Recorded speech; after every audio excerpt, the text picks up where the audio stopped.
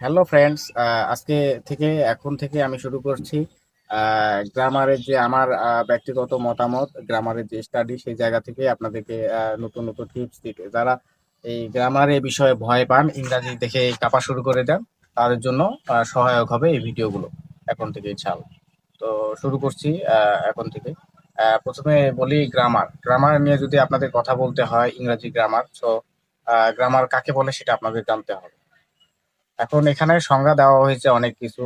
আহ, যে পুস্তক পাঠ করলে ভাষা সম্পর্কে শুদ্ধ হবে পড়তে লিখতে এবং জানতে পারা যায় তাকেই বলা হয় গ্রামার। কিন্তু আসলে বিষয়টা হচ্ছে গ্রামার হচ্ছে ওই ওই পুস্তক যা পড়ে একটা ভাষা সম্পর্কে ধারণা নেওয়া যায়। মেইন কথা হচ্ছে এইটাই।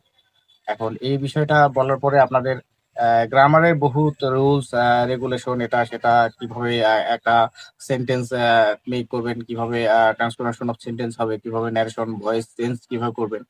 এখন কথা হচ্ছে এগুলোর কোনো বিষয় না। আমি মনে করি সবচেয়ে বড় ব্যাপার ইংরাজিতে গ্রামারে সবচেয়ে গুরুত্বপূর্ণ বিষয় হচ্ছে ওয়ার্ড মিনিং। আপনাকে মিনিং জানতে হবে। ওয়ার্ড মিনিং এর আসলে কোনো সীমাবদ্ধতা নেই। আপনি যত জানবেন তত ইংরাজি ভালো জানবেন।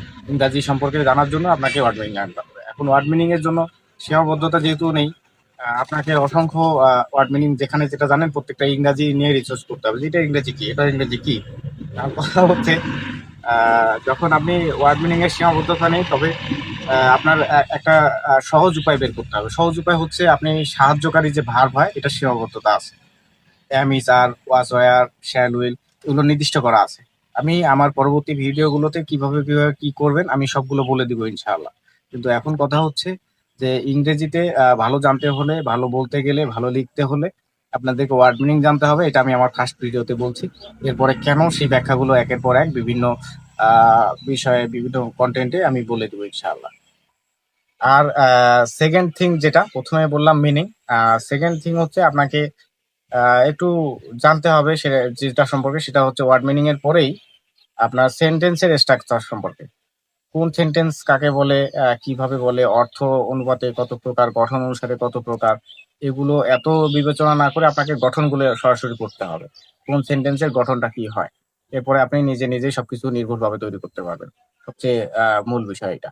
এখন কথা হচ্ছে প্রথম দিন যেহেতু আমি আপনাদেরকে বলি, প্রথমে আপনাদেরকে জানতে হবে লেটার কাকে বলে। ধ্বনির লিখিত রূপে হচ্ছে লেটার বা অক্ষর, আমরা যে যাই বলি। এখন এই লেটার আপনাকে যে ইংরেজিতে লেটার রয়েছে 26টি, A to Z। A to Z মানে দুইটা শুধু বুঝলেন এটা নয়। A, B, C এভাবে জেড পর্যন্ত 26টি। এর মধ্যে ভাওয়েল হচ্ছে 5টি, A, E, I, O,